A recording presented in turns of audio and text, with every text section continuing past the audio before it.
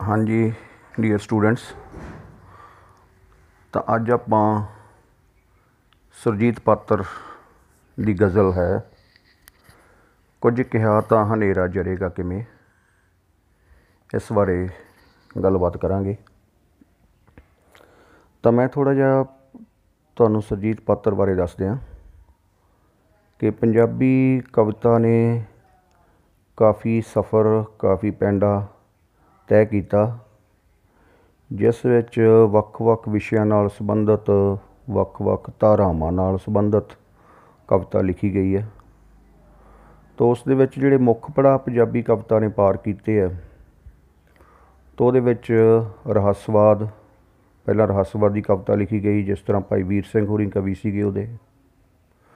ਤਾਂ ਉਸ ਤੋਂ ਬਾਅਦ ਪ੍ਰਗਤੀਵਾਦ ਦਾ ਦੌਰ ਆਇਆ, ਤਾਂ ਕਵਿਤਾ ਨੇ ਆਪਣਾ ਰੂਪ ਚੇਂਜ ਕੀਤਾ, ਵਿਸ਼ੇ ਪੱਖੋਂ ਵੀ, ਰੂਪਕ ਪੱਖੋਂ ਵੀ।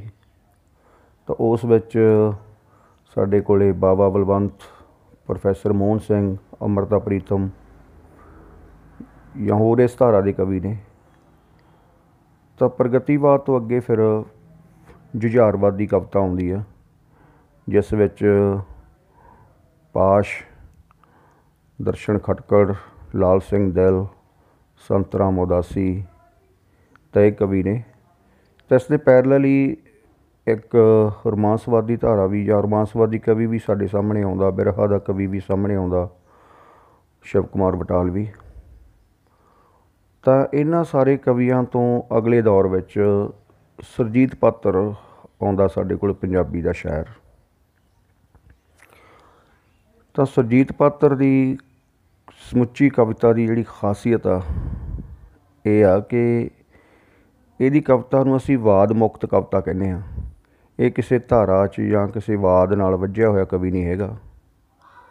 ਤਾਂ ਇਹ ਲੋਕ ਸੰਘਰਸ਼ ਦੀ ਗੱਲ ਵੀ ਕਰਦਾ, ਔਰਤ ਦੀ ਤਰਾਸਦੀ ਦੀ ਵੀ ਗੱਲ ਕਰਦਾ, ਇਸੇ ਤਰ੍ਹਾਂ ਹੀ ਜੋ ਸਮੇਂ ਦੇ ਵਿੱਚ ਬੇਇਨਸਾਫੀਆਂ ਹੁੰਦੀਆਂ ਉਹਨਾਂ ਦੀ ਵੀ ਗੱਲ ਕਰਦਾ, ਇਸੇ ਤਰ੍ਹਾਂ ਹੀ ਜੋ ਇਨਸਾਨ ਦੇ ਅੰਦਰ ਮਾਨਸਿਕ ਦਵੰਧ ਚੱਲਦਾ ਰਹਿੰਦਾ ਉਸ ਦੀ ਵੀ ਗੱਲ ਕਰਦਾ। ਤਾਂ ਅੱਜ ਆਪਾਂ ਸੁਰਜੀਤ ਪਾਤਰ ਦੀ ਗਜ਼ਲ ਬਾਰੇ ਗੱਲ ਕਰਾਂਗੇ। ਤਾਂ ਗਜ਼ਲ ਅਤੇ ਗੀਤ 'ਚ ਕੀ ਫ਼ਰਕ ਹੁੰਦਾ ਕਿ ਗੀਤ ਦੇ ਵਿੱਚ ਇੱਕੋ ਹੀ ਭਾਵ ਨੂੰ ਪੇਸ਼ ਕੀਤਾ ਜਾਂਦਾ। ਸਮੁੱਚੇ ਗੀਤ ਦੇ ਵਿੱਚ ਜਿਹੜਾ ਵੀ ਭਾਵ ਸ਼ੁਰੂ ਕਰ ਲਿਆ ਉਸ ਨੂੰ ਗੀਤ ਦੇ ਅਖੀਰ ਤੱਕ ਆਮ ਤੌਰ 'ਤੇ ਉਹੀ ਭਾਵ ਬਣਿਆ ਰਹਿੰਦਾ। ਪਰ ਗਜ਼ਲ ਦੀ ਗੀਤ ਨਾਲੋਂ ਵੱਖਰਤਾ ਇਹ ਹੁੰਦੀ ਆ ਕਿ ਗਜ਼ਲ ਦੇ ਵਿੱਚ ਸ਼ੇਅਰ ਹੁੰਦੇ ਨੇ ਅਤੇ ਹਰੇਕ ਸ਼ੇਅਰ ਪਹਿਲੇ ਸ਼ੇਅਰ ਦੇ ਵਿਸ਼ੇ ਨਾਲੋਂ ਵੱਖਰਾ ਵੀ ਹੋ ਸਕਦਾ।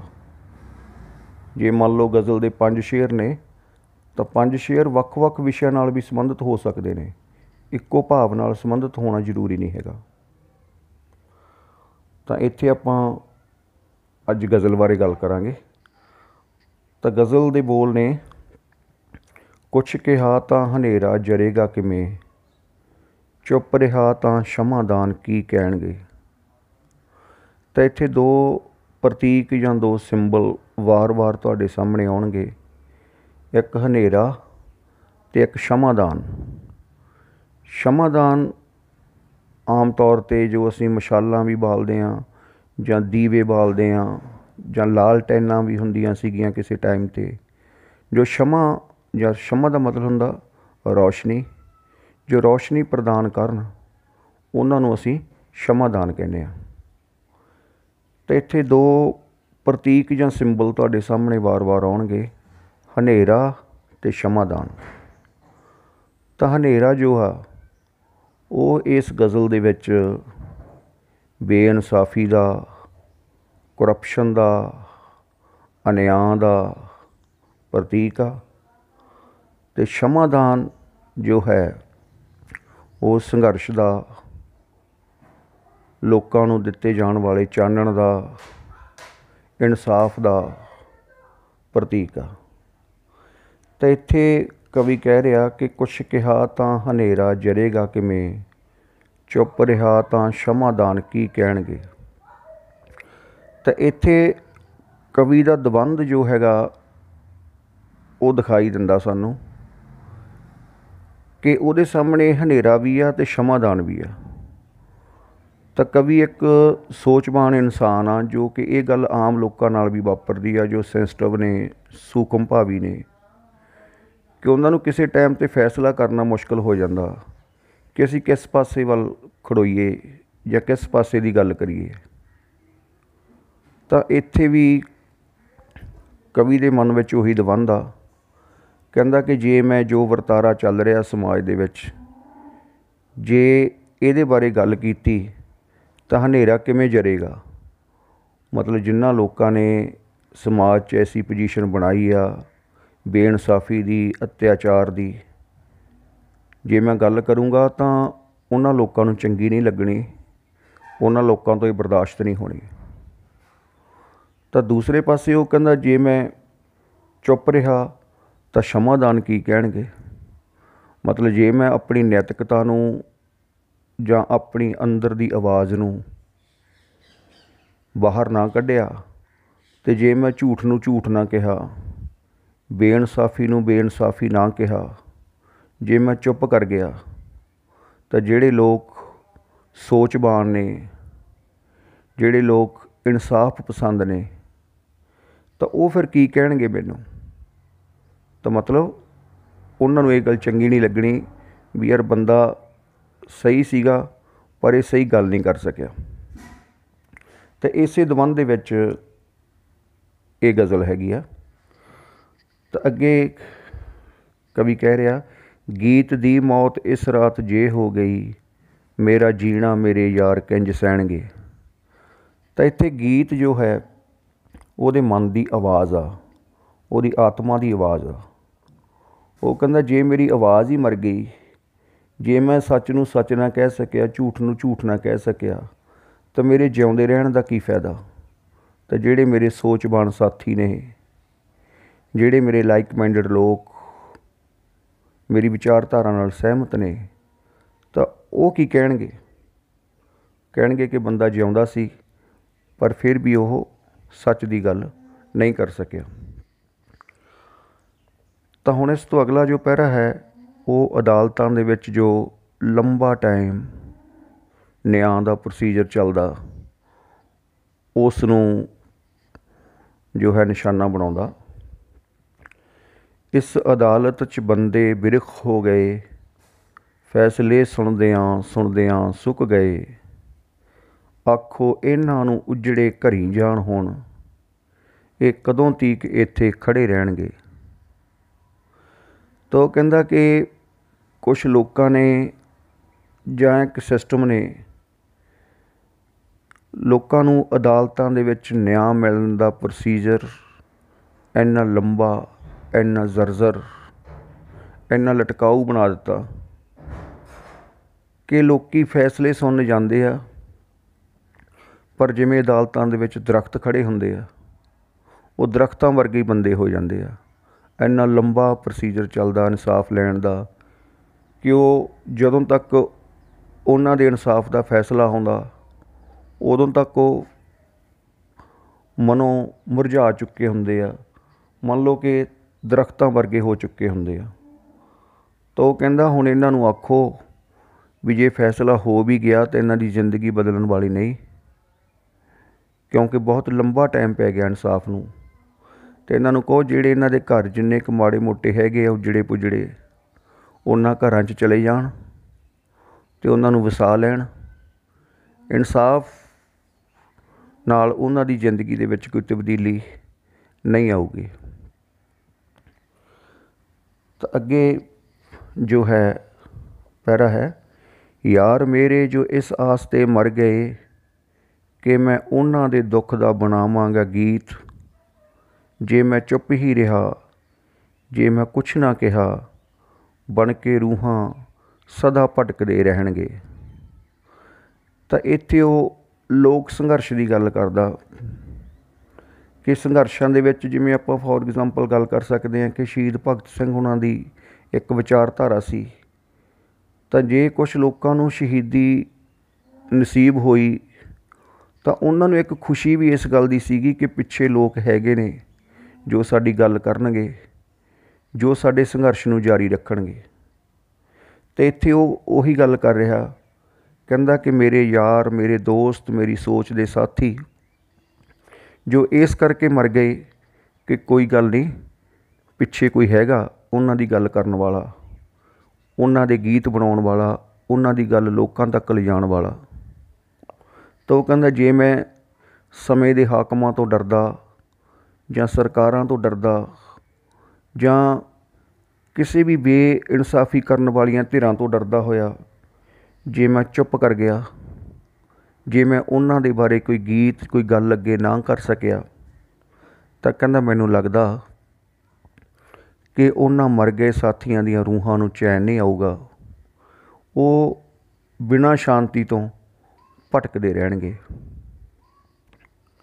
ਅਗਲਾ ਪੈਰਾ ਹੈ, ਜੋ ਵਿਦੇਸ਼ਾਂ 'ਚ ਰੁਲਦੇ ਨੇ ਰੋਜ਼ੀ ਲਈ, ਉਹ ਜਦੋਂ ਦੇਸ ਪਰਤਣਗੇ ਆਪਣੇ ਕਦੀ, ਕੁਝ ਤਾਂ ਸੇਕਣਗੇ ਮਾਂ ਦੇ ਸਿਵੇ ਦੀ ਅਗਨ, ਬਾਕੀ ਕਬਰਾਂ ਦੇ ਰੁੱਖ ਹੇਠ ਜਾ ਬਹਿਣਗੇ। ਤਾਂ ਇੱਥੇ ਕਵੀ ਨੇ ਜੋ ਲੋਕ ਵਿਦੇਸ਼ਾਂ 'ਚ ਜਾਂਦੇ ਨੇ ਰੋਜ਼ੀ ਰੋਟੀ ਕਮਾਉਣ ਲਈ, ਰੁਜ਼ਗਾਰ ਲਈ, ਪਰ ਕੁਛ ਲੋਕ ਮਜਬੂਰੀਆਂ ਬਸ ਪਿੱਛੇ ਵਾਪਸ ਨਹੀਂ ਆ ਸਕਦੇ ਜਾਂ ਪੇਰੈਂਟਸ ਨਹੀਂ ਉਹਨਾਂ ਕੋਲ ਜਾ ਸਕਦੇ, ਤਾਂ ਉਸ ਦੁਖਾਂਤ ਨੂੰ ਪੇਸ਼ ਕੀਤਾ। ਅਤੇ ਇੱਥੇ ਮੈਂ ਥੋੜ੍ਹਾ ਐਕਸਪਲੇਨ ਕਰਨਾ ਚਾਹੁੰਦਾ ਕਿ ਜਿਹੜੀ ਅਮੀਰੀ ਆ ਨਾ, ਆਮ ਤੌਰ 'ਤੇ ਅੱਜ ਦੇ ਸਮੇਂ ਵਿੱਚ ਪੈਸਾ ਹੋਣਾ ਹੀ ਅਮੀਰੀ ਮੰਨ ਲਿਆ ਜਾਂਦਾ, ਪਰ ਅਮੀਰੀ ਇਕੱਲੇ ਪੈਸੇ ਨੂੰ ਨਹੀਂ ਕਿਹਾ ਜਾਂਦਾ। ਗੁਰਬਾਣੀ 'ਚ ਵੀ ਆਉਂਦਾ ਕਿ 9 ਤਰ੍ਹਾਂ ਦੇ ਖਜ਼ਾਨੇ ਨੇ, 9 ਤਰ੍ਹਾਂ ਦੀ ਅਮੀਰੀ ਮੰਨੀ ਗਈ ਆ। 9 ਨਿਧ ਅੰਮ੍ਰਿਤ ਪ੍ਰਭ ਕਾ ਨਾਮ, ਦੇਹੀ ਮੇ ਜਿਸ ਕਾ ਵਿਸ਼ਰਾਮ। ਤਾਂ ਉੱਥੇ ਉਹ 9 ਨਿਧ ਦੀ ਗੱਲ ਕਰਦੇ ਨੇ। 9 ਨਿਧ ਦਾ ਮਤਲਬ ਹੁੰਦਾ, ਨਿਧ ਦਾ ਮਤਲਬ ਖਜ਼ਾਨਾ, 9 ਤਰ੍ਹਾਂ ਦੇ ਖਜ਼ਾਨੇ ਮੰਨੇ ਗਏ ਨੇ। ਤਾਂ ਪੁਰਾਣੇ ਟਾਈਮ 'ਤੇ ਹੋਣ ਵਾਲੇ ਸਮੇਂ 'ਚ ਮੈਂ ਕੋਰਲੇਟ ਕਰਕੇ ਗੱਲ ਕਰਾਂ ਤਾਂ ਕਿਸੇ ਇਨਸਾਨ ਕੋਲ ਜੇਕਰ ਪੈਸਾ ਹੋਣਾ ਅਮੀਰੀ ਆ, ਤਾਂ ਇਸੇ ਤਰ੍ਹਾਂ ਕਿਸੇ ਟਾਈਮ 'ਤੇ ਗਊ ਧਨ, ਪਸ਼ੂ ਧਨ ਜਾਂ ਗਹਿਣੇ ਜਾਂ ਜ਼ਮੀਨ ਹੋਣਾ ਇਹ ਵੀ ਅਮੀਰੀ 'ਚ ਸ਼ਾਮਲ ਸੀਗਾ। ਤਾਂ ਅੱਜ ਦੇ ਸਮੇਂ 'ਚ ਅਸੀਂ ਗੱਲ ਕਰੀਏ ਤਾਂ ਅੱਛੇ ਰਿਸ਼ਤੇ ਤੁਹਾਡੇ ਕੋਲ ਹੋਣ, ਜੋ ਤੁਹਾਡੇ ਸ਼ੁਭ ਚਿੰਤਕ ਹੋਣ, ਤੁਹਾਡੇ ਸੁੱਖ ਦੁੱਖ ਦੇ ਸਾਥੀ ਹੋਣ, ਇਹ ਵੀ ਇੱਕ ਅਮੀਰੀ ਆ। ਇਨਸਾਨ ਦੇ ਕੋਲ ਐਜੂਕੇਸ਼ਨ ਹੋਵੇ, ਪੜ੍ਹਾਈ ਹੋਵੇ, ਦੁਨੀਆ 'ਚ ਵਿਚਰ ਸਕੇ, ਇਹ ਵੀ ਇੱਕ ਅਮੀਰੀ ਆ। ਕਿਉਂਕਿ ਮੰਨ ਲਓ ਜੇਕਰ ਕਿਸੇ ਇਨਸਾਨ ਕੋਲ ਪੈਸਾ ਹੈ, ਕਿਤੇ ਉਹ ਬਾਹਰ ਜਾ ਕੇ ਗੱਲ ਨਹੀਂ ਕਰ ਸਕਦਾ, ਕਿਤੇ ਇੱਕ ਰੁਜ਼ਗਾਰ ਨਹੀਂ ਤਲਾਸ਼ ਕਰ ਸਕਦਾ ਜਾਂ ਕਿਸੇ ਸੁਸਾਇਟੀ ਸਭਾ 'ਚ ਆਪਣਾ ਯੋਗਦਾਨ ਨਹੀਂ ਪਾ ਸਕਦਾ, ਤਾਂ ਉਹ ਅਮੀਰੀ ਕੋਈ ਅਮੀਰੀ ਨਹੀਂ ਗੀ, ਉਹ ਸਗੋਂ ਬੋਝ ਆ। ਅਤੇ ਇਸੇ ਤਰ੍ਹਾਂ ਹੀ ਅੱਛੇ ਰਿਸ਼ਤੇ ਹੋਣਾ, ਤੁਹਾਡੇ ਅੱਛੇ ਟੇਸਟ ਹੋਣਾ, ਤੁਹਾਡੇ ਅੱਛੇ ਸ਼ੌਕ ਹੋਣ, ਤੁਹਾਡੀਆਂ ਅੱਛੀਆਂ ਰੁਚੀਆਂ ਹੋਣ, ਤਾਂ ਇਹਨਾਂ ਨੂੰ ਵੀ ਅਮੀਰੀ 'ਚ ਕਾਊਂਟ ਕੀਤਾ ਜਾਂਦਾ। ਤਾਂ ਕਈ ਵਾਰ ਕੀ ਹੁੰਦਾ ਕਿ ਇਨਸਾਨ ਬਾਕੀ ਸਾਰੀਆਂ ਚੀਜ਼ਾਂ ਨੂੰ ਇਗਨੋਰ ਕਰ ਦਿੰਦਾ, ਸਿਰਫ ਇੱਕੋ ਅਮੀਰੀ ਵੱਲ ਭੱਜ ਲੈਂਦਾ, ਪੈਸੇ ਵੱਲ। ਅਤੇ ਪਰ ਜਦੋਂ ਉਸ ਦੇ ਉਹ ਰਿਸ਼ਤੇ ਨਹੀਂ ਰਹਿੰਦੇ ਜੋ ਉਸ ਦੇ ਆਸੇ ਪਾਸੇ ਉਸ ਦੇ ਸ਼ੁਭ ਚਿੰਤਕ ਸੀ, ਤਾਂ ਉਸ ਤੋਂ ਬਾਅਦ ਉਹਨੂੰ ਪਤਾ ਲੱਗਦਾ ਕਿ ਉਹਨੇ ਇੱਕੋ ਪਾਸੇ ਦੇ ਝੁਕਾਅ ਵੱਲ ਤੁਰਦਿਆਂ ਤੁਰਦਿਆਂ ਕਿੰਨੀ ਰਿਚਨੈਸ ਜਾਂ ਕਿੰਨੀ ਅਮੀਰੀ ਉਹਨੇ ਗਵਾ ਲਈ ਆ। ਤਾਂ ਉਹ ਕਹਿੰਦਾ ਫਿਰ ਕੀ ਹੁੰਦਾ ਵਾ ਕਿ ਜਦੋਂ ਕਦੇ ਨਾ ਕਦੇ ਉਹਨਾਂ ਨੂੰ ਵਾਪਸ ਆਉਣ ਦਾ ਮੌਕਾ ਮਿਲਦਾ ਲੋਕਾਂ ਨੂੰ ਵਿਦੇਸ਼ਾਂ ਤੋਂ, ਤਾਂ ਫਿਰ ਉਹਨਾਂ ਦੇ ਮਦਰ ਜਾਂ ਮਾਤਾ ਸਵਰਗਵਾਸ ਹੋ ਚੁੱਕੇ ਹੁੰਦੇ ਆ, ਇਸ ਜਹਾਨ ਤੋਂ ਚੜ੍ਹਾਈ ਕਰ ਚੁੱਕੇ ਹੁੰਦੇ ਆ, ਤਾਂ ਉਹਨਾਂ ਕੋਲ ਉਹ ਸਿਵੇ ਕੋਲ ਜਾ ਕੇ ਬੈਠਣ ਤੋਂ ਬਿਨਾਂ ਕੋਈ ਚਾਰਾ ਨਹੀਂ ਹੁੰਦਾ, ਅਤੇ ਬਾਕੀ ਕਬਰਾਂ ਦੇ ਰੁੱਖ ਹੇਠ ਜਾ ਬਹਿਣਗੇ। ਤਾਂ ਇੱਥੇ 2 ਤਰ੍ਹਾਂ ਦੀਆਂ ਸਾਡੇ ਪਰੰਪਰਾਵਾਂ ਚੱਲਦੀਆਂ ਨੇ ਕਿ ਕੁਛ ਲੋਕ ਜਾਂ ਆਪਾਂ ਕੀ ਮੁਸਲਿਮ ਲੋਕ ਜਿਹੜੇ ਨੇ ਉਹ ਡੈੱਡ ਬੋਡੀ ਨੂੰ ਕਬਰ ਦੇ ਵਿੱਚ ਦਫਨਾਉਂਦੇ ਨੇ, ਈਸਾਈ ਲੋਕ ਵੀ ਕਬਰ 'ਚ ਦਫਨਾਉਂਦੇ ਨੇ। ਤਾਂ ਹਿੰਦੁਸਤਾਨੀ ਟਰਡੀਸ਼ਨ ਦੇ ਮੁਤਾਬਕ ਡੈੱਡ ਬੋਡੀ ਨੂੰ ਜਲਾ ਦਿੱਤਾ ਜਾਂਦਾ। ਅਤੇ ਇੱਥੇ ਜਲਾਉਣ ਤੋਂ ਭਾਵ ਸਿਵੇ ਤੋਂ ਆ। ਕਹਿੰਦਾ ਵੀ ਬੇਸ਼ੱਕ ਉਹ ਕੋਈ ਹਿੰਦੂ ਹੋਵੇ, ਬੇਸ਼ੱਕ ਮੁਸਲਮਾਨ ਹੋਵੇ, ਕਿ ਕੁਛ ਤਾਂ ਮਾਂ ਦੇ ਸਿਵੇ ਕੋਲ ਜਾ ਕੇ ਬੈਠ ਕੇ ਆਪਣਾ ਦਿਲ ਹੌਲਾ ਕਰਦੇ ਨੇ ਫਿਰ। ਅਤੇ ਬਾਕੀ ਕਬਰਾਂ ਦੇ ਰੁੱਖ ਹੇਠ ਵੀ ਜੇ ਕਬਰਾਂ 'ਚ ਜਿਹੜੇ ਲੋਕ ਦਫਨਾਏ ਗਏ ਨੇ ਉਹਨਾਂ ਦੇ ਵਾਰਸ ਫਿਰ ਕਬਰਾਂ ਦੇ ਰੁੱਖ ਕੋਲ ਆ ਕੇ ਬੈਠਦੇ ਆ, ਖੜ੍ਹਦੇ ਆ, ਆਪਣਾ ਦੁੱਖ ਹੌਲਾ ਕਰਦੇ ਆ। ਪਰ ਉਦੋਂ ਉਹਨਾਂ ਨੂੰ ਮਹਿਸੂਸ ਹੁੰਦਾ ਕਿ ਉਹ ਬੜਾ ਕੁਛ ਐਸਾ ਸਮਾਜ 'ਚ ਵਿਚਰਦਿਆਂ ਆਪਣੀ ਇਗਨੋਰੈਂਸ ਨਾਲ, ਆਪਣੀ ਨਿਗਹਿਲੀ ਨਾਲ ਬੜੇ ਕੀਮਤੀ ਰਿਸ਼ਤੇ ਉਹਨਾਂ ਨੇ ਹੱਥੋਂ ਗਵਾ ਲਏ। ਤਾਂ ਅਗਲਾ ਪੈਰਾ ਹੈ ਕਿ ਕੀ ਇਹ ਇਨਸਾਫ ਹਉਮੈ ਦੇ ਪੁੱਤ ਕਰਨਗੇ, ਕੀ ਇਹ ਖਾਮੋਸ਼ ਪੱਥਰ ਦੇ ਬੁੱਤ ਕਰਨਗੇ, ਜੋ ਸਲੀਬਾਂ 'ਤੇ ਟੰਗੇ ਨੇ ਲੱਥਣੇ ਨਹੀਂ, ਰਾਜ ਬਦਲਣਗੇ ਸੂਰਜ ਚੜ੍ਹਨ ਲੈਣਗੇ। ਤਾਂ ਉਹ ਕਹਿੰਦਾ ਕਿ ਇਨਸਾਫ ਦੀ ਉਮੀਦ, ਜੇਕਰ ਬੰਦੇ ਦੀ ਅਟੈਂਸ਼ਨ ਸਹੀ ਨਹੀਂ ਹੈ ਇਨਸਾਫ ਕਰਨ ਵਾਲੇ ਦੀ, ਜੇਕਰ ਉਸਨੇ ਇੱਕ ਖਾਸ ਵਰਗ ਨੂੰ ਹੀ ਫਾਇਦਾ ਦੇਣਾ ਜਾਂ ਆਪਣੀ ਹਉਮੈ ਨੂੰ ਹੀ ਵਧਾਉਣਾ, ਤਾਂ ਐਸੇ ਇਨਸਾਫ ਦੀ ਕੁਰਸੀ 'ਤੇ ਬੈਠੇ ਮੁਨਸਿਫਾਂ ਤੋਂ ਜਾਂ ਇਨਸਾਫ ਕਰਨ ਵਾਲਿਆਂ ਤੋਂ ਇਨਸਾਫ ਦੀ ਉਮੀਦ ਨਹੀਂ ਕੀਤੀ ਜਾ ਸਕਦੀ। ਜਾਂ ਉਹ ਕਹਿੰਦਾ ਕਿ ਜਿਵੇਂ ਅਦਾਲਤਾਂ ਦੇ ਵਿੱਚ ਇੱਕ ਸਟੈਚੂ ਆਫ ਜਸਟਿਸ ਲੱਗਿਆ ਹੁੰਦਾ, ਉਹਦੀਆਂ ਅੱਖਾਂ 'ਤੇ ਪੱਟੀ ਬੰਨ੍ਹੀ ਹੁੰਦੀ ਆ, ਤਾਂ ਉਹ ਕਹਿੰਦਾ ਵੀ ਇਹਨਾਂ ਪੱਥਰ ਦੇ ਬੁੱਤਾਂ ਨਾਲ ਇਨਸਾਫ ਨਹੀਂ ਹੋਣਾ। ਇਨਸਾਫ ਤਾਂ ਇਨਸਾਨ ਦੇ ਅੰਦਰ ਹੁੰਦਾ। ਜਿਸ ਦੀ ਭਾਵਨਾ ਇਨਸਾਫ ਕਰਨ ਦੀ ਆ ਉਹ ਇਨਸਾਫ ਕਰ ਸਕਦਾ। ਇਹ ਵੱਡੀਆਂ ਵੱਡੀਆਂ ਅਦਾਲਤਾਂ, ਇਹ ਸਟੈਚੂ ਆਫ ਜਸਟਿਸ, ਇਹ ਇਨਸਾਫ ਨਹੀਂ ਕਰ ਸਕਦੇ। ਜੋ ਸਲੀਬਾਂ ਦੇ ਟੰਗੇ ਨੇ ਲੱਥਣੇ ਨਹੀਂ, ਰਾਜ ਬਦਲਣਗੇ ਸੂਰਜ ਚੜ੍ਹਨ ਲੈਣਗੇ। ਹੁਣ ਇੱਥੇ ਇੱਕ ਜੋ ਵਰਤਾਰਾ ਵਾਪਰਦਾ ਇਤਿਹਾਸ ਦੇ ਵਿੱਚ ਵਾਪਰਿਆ ਵੀ ਆ ਸਾਡੇ ਮੁਲਕ 'ਚ, ਮੈਂ ਥੋੜ੍ਹੀ ਗੱਲ ਉਹਦੇ ਬਾਰੇ ਕਰਦਾ ਕਿ ਮੰਨ ਲਓ ਸ਼ਹੀਦ ਭਗਤ ਸਿੰਘ ਸੀ, ਕਰਤਾਰ ਸਿੰਘ ਸਰਾਭਾ ਸੀਗੇ, ਤਾਂ ਹਿੰਦੁਸਤਾਨ ਜਾਂ ਭਾਰਤ ਮੁਲਕ ਦੇ ਵਿੱਚ ਉਹਨਾਂ ਦੀ ਆਪਣੀ ਧਰਤੀ ਸੀਗੀ, ਪਰ ਰਾਜ ਅੰਗਰੇਜ਼ੀ ਰਾਜ ਸੀਗਾ। ਤਾਂ ਉਹਨਾਂ ਨੇ ਉਹਨਾਂ ਨੌਜਵਾਨਾਂ ਨੂੰ ਪਕੜਿਆ, ਬਗਾਵਤੀ ਕਹਿ ਕੇ ਫਾਂਸੀਆਂ 'ਤੇ ਲਟਕਾਤਾ। ਤਾਂ ਉਸ ਤੋਂ ਬਾਅਦ ਤੁਸੀਂ ਦੇਖੋ ਕਿ 50 ਸਾਲ ਬਾਅਦ ਜਾਂ 40 ਸਾਲ ਬਾਅਦ ਜਾਂ ਕੁਛ ਟਾਈਮ ਬਾਅਦ ਉਸੇ ਧਰਤੀ 'ਤੇ ਹੀ ਉਹਨਾਂ ਹੀ ਲੋਕਾਂ ਦੇ ਵਿਚਕਾਰ ਰਾਜ ਬਦਲ ਗਿਆ। ਤਾਂ ਜਿਨ੍ਹਾਂ ਨੂੰ ਬਾਗੀ ਕਿਹਾ ਜਾਂਦਾ ਸੀ, ਉਹ ਲੋਕਾਂ ਲਈ ਸ਼ਹੀਦ ਹੋ ਗਏ, ਲੋਕਾਂ ਦੇ ਨਾਇਕ ਬਣ ਗਏ। ਉਹੀ ਭਗਤ ਸਿੰਘ ਜਿਹਨੂੰ ਇੱਕ ਟਾਈਮ 'ਤੇ ਬਾਗੀ ਕਹਿ ਕੇ, ਕਰਤਾਰ ਸਿੰਘ ਸਰਾਭੇ ਨੂੰ ਬਾਗੀ ਕਹਿ ਕੇ ਜਾਂ ਦੋਸ਼ੀ ਕਹਿ ਕੇ ਸੂਲੀਆਂ 'ਤੇ ਜਾਂ ਆਪਾਂ ਕਹਿੰਦੇ ਹਾਂ ਫਾਂਸੀਆਂ 'ਤੇ ਲਟਕਾਇਆ ਗਿਆ। ਅਤੇ 50 ਸਾਲਾਂ ਦੇ ਬਾਅਦ ਜਾਂ ਕੁਛ ਸਾਲਾਂ ਦੇ ਬਾਅਦ ਉਸੇ ਹੀ ਧਰਤੀ 'ਤੇ ਉਹ ਲੋਕਾਂ ਦੇ ਨਾਇਕ ਬਣ ਗਏ, ਲੋਕਾਂ ਦੇ ਹੀਰੋ ਬਣ ਗਏ। ਪਰ ਤੁਸੀਂ ਦੇਖੋ ਵੀ ਇਹ ਬਦਲਾਵ ਤਾਂ ਆ ਗਿਆ, ਪਰ ਉਹ ਕਹਿੰਦਾ ਜਿਹੜੇ ਲੋਕ ਇੱਕ ਵਾਰੀ ਬੇਇਨਸਾਫੀ ਦਾ ਸ਼ਿਕਾਰ ਹੋ ਗਏ ਉਹ ਵਾਪਸ ਨਹੀਂ ਆ ਸਕਦੇ। ਜੋ ਸਲੀਬਾਂ 'ਤੇ ਟੰਗੇ ਨੇ ਲੱਥਣੇ ਨਹੀਂ, ਰਾਜ ਬਦਲਣਗੇ ਸੂਰਜ ਚੜ੍ਹਨ ਲੈਣਗੇ। ਤਾਂ ਰਾਜ ਬਦਲਦੇ ਰਹਿੰਦੇ ਨੇ, ਪਰ ਉਹਨਾਂ ਲੋਕਾਂ ਦਾ ਤਾਂ ਲੋਸ ਹੋ ਗਿਆ ਨਾ, ਉਹ ਵਾਪਸ ਨਹੀਂ ਆ ਸਕੇ। ਤਾਂ ਇਹ ਸੱਤਾ ਦੀ, ਰਾਜਾਂ ਦੀ ਬੇਇਨਸਾਫੀ ਦਾ ਦੁਖਾਂਤ ਆ ਕਿ ਬੇਇਨਸਾਫੀ ਦਾ ਦੁਖਾਂਤ ਭੋਗਣ ਤੋਂ ਬਾਅਦ ਇਨਸਾਨ ਕਈ ਵਾਰੀ ਲੋਕਾਂ ਦੇ ਮਨਾਂ ਦਾ ਹੀਰੋ ਬਣ ਜਾਂਦਾ, ਨਾਇਕ ਵੀ ਬਣ ਜਾਂਦਾ, ਪਰ ਤਰਾਸਦੀ ਇਹ ਹੁੰਦੀ ਹੈ ਕਿ ਉਹ ਵਾਪਸ ਨਹੀਂ ਆ ਸਕਦਾ। ਇਹ ਜੋ ਅਗਲਾ ਪੈਰਾ ਹੈ, ਇਹ ਜੋ ਰੰਗਾਂ 'ਚ ਚਿੱਤਰੇ ਨੇ ਖੁਰ ਜਾਣਗੇ, ਇਹ ਜੋ ਮਰਮਰ 'ਚ ਉਕਰੇ ਨੇ ਮਿਟ ਜਾਣਗੇ, ਬਲਦੇ ਹੱਥਾਂ ਨੇ ਜਿਹੜੇ ਹਵਾ ਵਿੱਚ ਲਿਖੇ, ਹਰਫ ਉਹੀ ਹਮੇਸ਼ਾ ਲਿਖੇ ਰਹਿਣਗੇ। ਤਾਂ ਜੇ ਅਸੀਂ ਇਸ ਪਹਿਰੇ ਦੀ ਗਹਿਰਾਈ 'ਚ ਜਾਈਏ ਤਾਂ ਬੜਾ ਕੁਛ ਇਹਦੇ ਵਿੱਚ ਸਿਮਟਿਆ ਪਿਆ। ਅਤੇ ਇਹਦੇ ਵਿੱਚ ਕਵੀ ਹੈ ਜੋ ਉਹ ਨਾਸ਼ਮਾਨਤਾ ਦੀ ਗੱਲ ਕਰਦਾ ਕਿ ਕੁਛ ਚਿਰ ਵਾਸਤੇ ਕੁਛ ਚੀਜ਼ਾਂ ਜਿਉਂਦੀਆਂ ਤਾਂ ਫਿਰ ਉਹ ਮਰ ਜਾਂਦੀਆਂ, ਅਤੇ ਲੰਬਾ ਟਾਈਮ 'ਤੇ ਜਾਂ ਲੌਂਗ ਲਾਈਫ ਚੀਜ਼ਾਂ ਕਿਹੜੀਆਂ ਰਹਿੰਦੀਆਂ ਨੇ। ਤਾਂ ਲੋਕ ਕੀ ਕਰਦੇ ਆ, ਜਦੋਂ ਕਿਸੇ ਪਾਵਰ 'ਚ ਹੁੰਦੇ ਆ ਜਾਂ ਜਦੋਂ ਕਿਸੇ ਪੈਸੇ ਦੇ ਜਲੌ 'ਚ ਹੁੰਦੇ ਆ, ਤਾਂ ਲੋਕ ਆਪਣੀਆਂ ਪੇਂਟਿੰਗਾਂ ਬਣਵਾਉਂਦੇ ਆ। ਕਈ ਆਪਣੀਆਂ ਪੇਂਟਿੰਗਾਂ ਆਪਣੇ ਸੱਤਾ ਦੇ ਪ੍ਰਭਾਵ ਕਰਕੇ ਅਜਾਇਬ ਘਰਾਂ 'ਚ ਵੀ ਲਗਵਾ ਦਿੰਦੇ ਆ, ਜਾਂ ਕਈ ਥਾਵਾਂ 'ਤੇ ਹੋਰ ਵੀ ਲਗਵਾ ਦਿੰਦੇ ਆ। ਤਾਂ ਕੁਛ ਲੋਕ ਮਰਮਰ ਦੇ ਆਪਣੇ ਬੁੱਤ ਵੀ ਬਣਵਾ ਦਿੰਦੇ ਆ ਜਦੋਂ ਕਿਸੇ ਪਾਵਰ 'ਚ ਹੋਣ, ਆਪਣਾ ਪੈਸਾ ਖਰਚ ਕੇ, ਆਪਣੇ ਸਾਧਨਾਂ ਦੀ ਵਰਤੋਂ ਕਰਕੇ। ਤਾਂ ਪਾਤਰ ਕਹਿ ਰਿਹਾ ਕਿ ਲੰਬਾ ਟਾਈਮ ਰਹਿਣ ਵਾਲੀਆਂ ਚੀਜ਼ਾਂ ਨਹੀਂ, ਇਹ ਜੋ ਰੰਗਾਂ 'ਚ ਚਿਤਰੇ ਨੇ ਖੁਰ ਜਾਣਗੇ, ਇਹ ਜੋ ਮਰਮਰ 'ਚ ਉਕਰੇ ਨੇ ਮਿਟ ਜਾਣਗੇ। ਤਾਂ ਫਿਰ ਸਦੀਵੀ ਚੀਜ਼ਾਂ ਕਿਹੜੀਆਂ ਰਹਿਣਗੀਆਂ? ਬਲਦੇ ਹੱਥਾਂ ਨੇ ਜਿਹੜੇ ਹਵਾ ਵਿੱਚ ਲਿਖੇ ਹਰਫ, ਉਹੀ ਹਮੇਸ਼ਾ ਲਿਖੇ ਰਹਿਣਗੇ। ਤਾਂ ਬਲਦੇ ਹੱਥਾਂ ਨੇ ਮਤਲਬ ਕਿ ਜਿਨ੍ਹਾਂ ਨੇ ਆਪਣੇ ਜਿਸਮਾਂ 'ਤੇ ਦੁੱਖ ਸੁੱਖ ਹੰਢਾਏ, ਜਿਨ੍ਹਾਂ ਨੇ ਫਿਰ ਵੀ ਲੋਕਾਂ ਦੀ ਗੱਲ ਕੀਤੀ, ਜਿਨ੍ਹਾਂ ਨੇ ਫਿਰ ਵੀ ਲੋਕ ਇਨਸਾਫ ਦੀ ਗੱਲ ਕੀਤੀ, ਜਿਨ੍ਹਾਂ ਨੇ ਉਸ ਟਾਈਮ 'ਤੇ ਜੋ ਵੀ ਲਿਖਿਆ ਉਹ ਅੱਖਰ ਅਤੇ ਹਰਫ ਲੋਕ ਯਾਦ ਰੱਖਣਗੇ।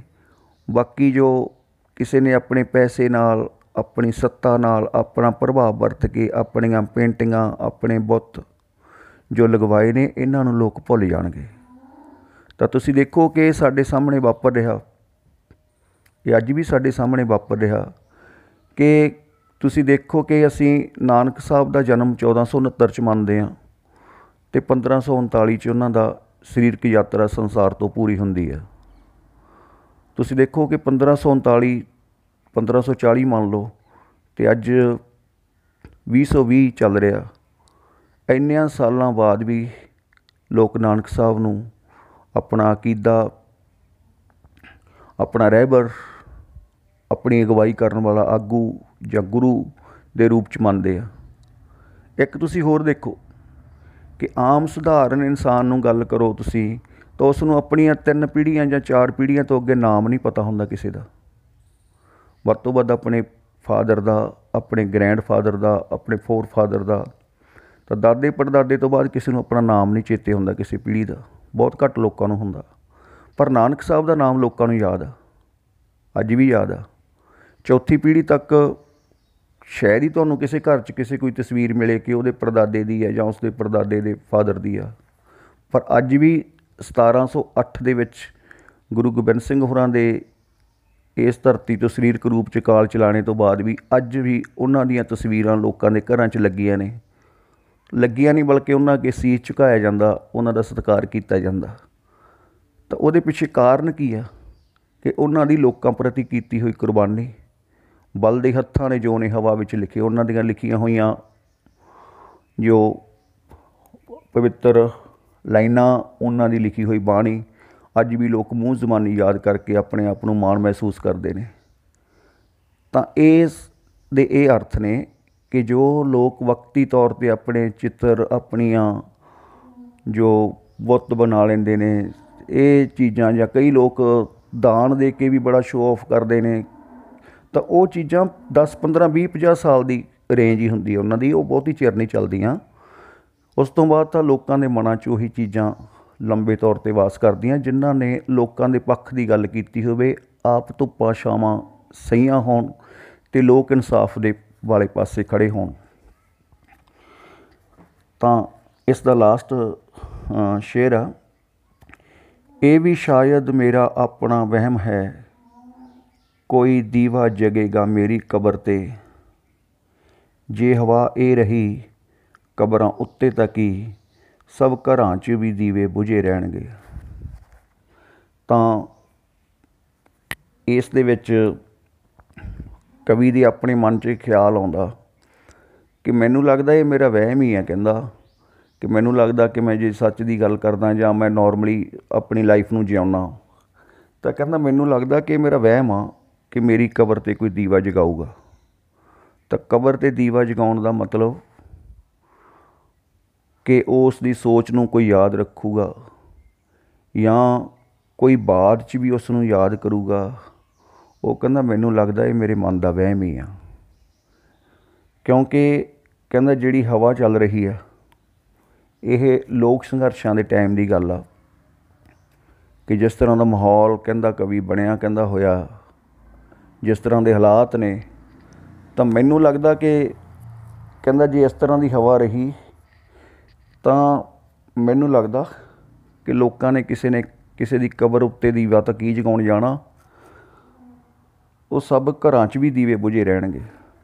ਤਾਂ ਇੱਥੇ ਫਿਰ ਕਿਉਂਕਿ ਕਵਿਤਾ ਦੇ ਅਰਥ ਇੱਕ ਮੈਂ ਜਸਟ ਤੁਹਾਡੇ ਨਾਲ ਸ਼ੇਅਰ ਕਰ ਰਿਹਾ, ਦਰਿਆ ਵਾਂਗ ਹੁੰਦੇ ਆ। ਕਿਸੇ ਕਵਿਤਾ ਦਾ ਕੋਈ ਵੀ ਅਰਥ ਕੰਪਲੀਟ ਨਹੀਂ ਹੁੰਦਾ, ਉਹ ਦਰਿਆ ਵਾਂਗ ਹੁੰਦਾ। क्योंकि जिन्ना कोई उन्हां अर्थां नूं समझण वाला दूर जांदा उन्ने क गहरे अर्थ वो कर लैंदा। जिवें आपां दरिया दे विच कोई मान लो बंदा गोडे गोडे पानी 'च जाके वापस आ जांदा तो वो कहंदा कि दरिया गोडे गोडे आ। कोई इंसान उस तो अगे गहरा जांदा वो कहंदा दरिया लक लक भी आ। तो कोई उस तो भी अगे जांदा तो वो कहंदा दरिया दा पानी गल गल आ। तो कोई उस तो भी अगे जांदा वो कहंदा नहीं इसदा कोई था ही नहीं हैगा, ये डोबू आ। तो इस तरह ही जिवें कोई दरिया 'च जिन्ना क गहरा जांदा उन्ना क गहरा वो उस दरिया नूं जान सकदा। इस तरह ही कविता दे विच कोई किन्ना गहरा जांदा उन्ने गहरे उहदे अर्थ कर लैंदा। इस करके कोई अर्थ गलत नहीं हुंदे, कोई किसी अर्थ की कोई सीमा हुंदी है, क्योंकि इंसान जिन्ना क उस नूं गहराई नाल देखूगा ਜਾਂ जिस एंगल तो देखूगा उस हिसाब नाल उस कविता ਦੇ अर्थ करूगा। तो इस विच यही कहा गया कि जो इस नूं आपां जे गल करिए इन्हां अखीरलियां लाइनां नूं तां आपां मैं अपने मेरे परसनल व्यू ने तो मैनूं लगदा कि लाइनां जिहड़ियां ने नीचे वालियां ये 1983-84 तो बाद जो 93-94 तक ਜਾਂ 95 तक जो पंजाब के हालात रहे, जो पंजाब ने दुखांत भोगिया, लास्ट वालियां लाइनां उन्हां हालातां बारे ने। कहंदा जी इस तरह की हवा रही, इस तरह ही जो कतलोगारत ਜਾਂ जो माहौल पंजाब का बनया होया जे बनया रहा तो कहंदा मैनूं लगदा कबरां उत्ते दीवे बालन वाला तक आपां की सोचना। लोकां दे घरां 'च ही चिराग नहीं रहने, लोकां दे घरां 'च ही औलादां नहीं रहणीਆਂ जो कि अगे उन्हां दी सोच नूं ਵਧਾ ਸਕਣ। ਤਾਂ इस दे नाल ही आपां फिर अगे भी कुछ कवितावां बारे गल करते रहांगे।